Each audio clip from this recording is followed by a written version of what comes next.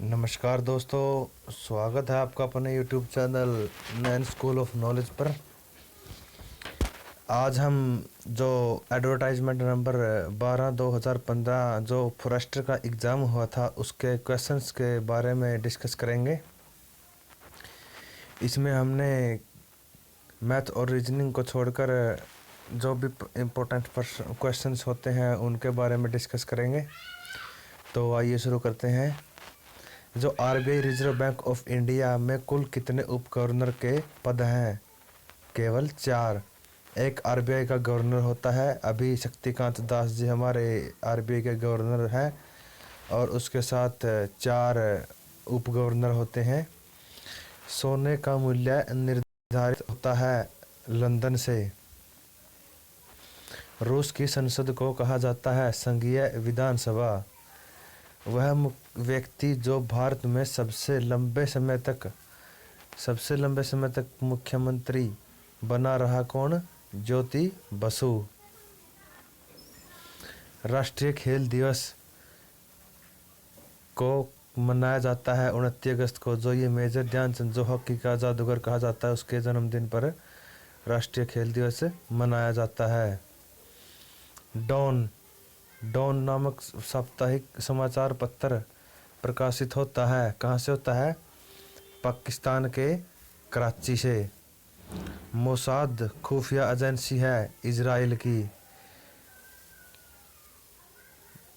राज्यसभा के सभापति कौन होता है? उपराष्ट्रपति। सर्वोच्च न्यायालय द्वारा कितने प्रकार के निर्देश यानी रीट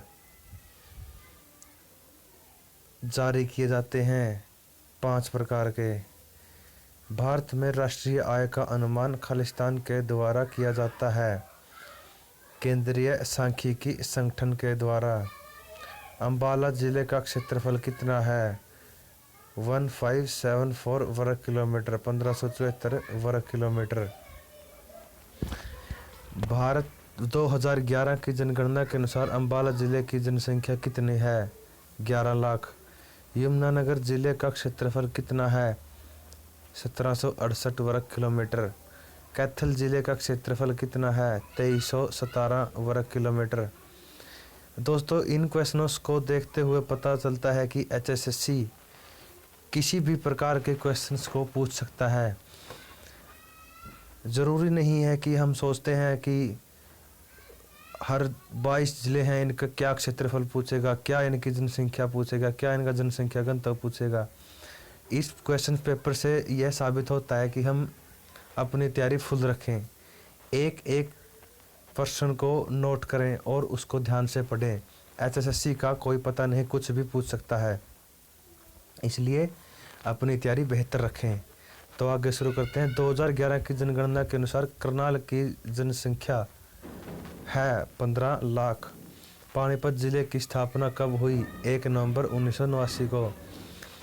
पानीपत एक ऐसा जिला है जिसकी स्थापना 2 बार हुई है। यह पहले करनाल से अलग हुआ, फिर करनाल में शामिल कर दिया, फिर दोबारा से 1 नवंबर 1989 को जिला बना। गुरुग्राम जिले का क्षेत्रफल कितना है? 1258 वर्ग किलोमीटर। 2011 की जनगणना के अनुसार मेवात जिले की कुल जनसंख्या है 10 लाख। फरीदाबाद जिले की स्थापना कब हुई थी? 2 अगस्त 1979 को। पलवल जिले का क्षेत्रफल कितना है? 1359 वर्ग किलोमीटर।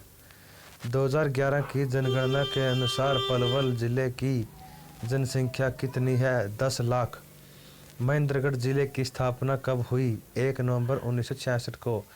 ये महेंद्रगढ़ जिला उन जिलों में शामिल है जिनकी स्थापना हरियाणा अलग हुआ था तभी हुई थी।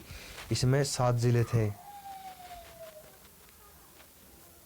फतेहाबाद जिले की स्थापना हुई 15 जुलाई 1997 को।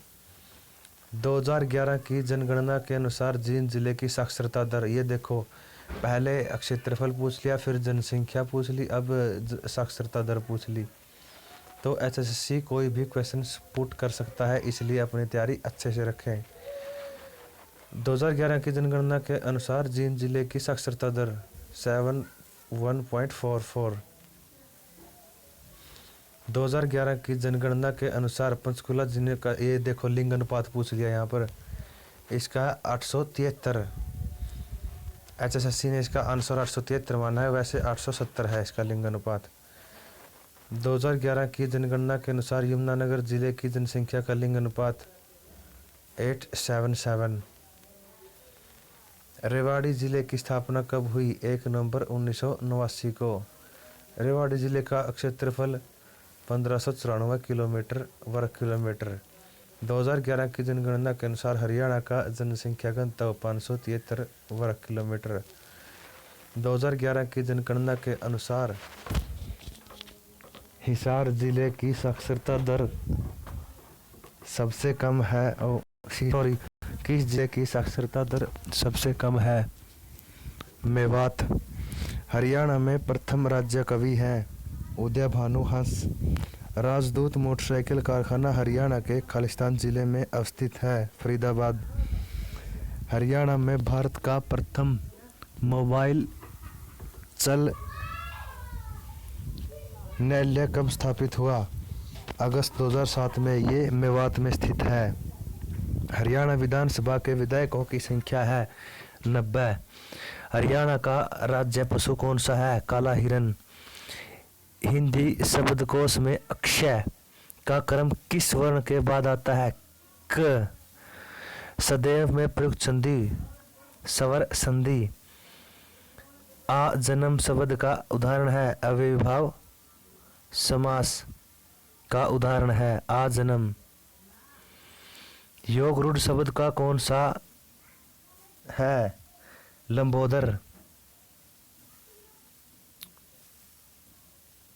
दिए गए विकल्पों की सहायता से अनुच्छेद में रिक्त स्थानों की पूर्ति कीजिए। भाषा भेद किसी न किसी रूप और मात्रा में सब समय रहता है। मध्यकाल में जब क्षेत्रीय बोलियां अपने अपने विकास पथ पर तीव्र गति से अग्रसर हो रही थी, वैसा टकराव बिखराव न था।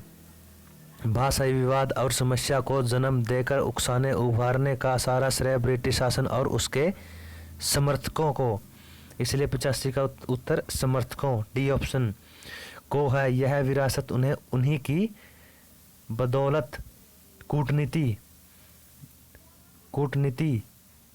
86 का बी मतलब कूटनीति के दुष्परिणाम स्वरूप मिली है। इससे 87 का इसे त्राण पाने के लिए सूझबूझ और किसकी सद्भावना की आवश्यकता है, इसलिए 88 का ए सद्भावना आंसर आएगा। निम्नलिखित पंक्तियों में कौन सा छंद है? निज भाषा उन्नति अहे सब उन्नति को मूल, बिन निज भाषा ज्ञान के मिटे न हिये को सूल। इसमें दोहा छंद है। इसमें अलंकार पूछना है। उसी तपस्वी से लंबे थे देवदार तो चार खड़े प्रतीप। In each of the following questions मतलब 91-92 क्वेश्चंस में क्या बताना है? Printed calculator precedes 4 words from the these of the opposite बताना है, जैसे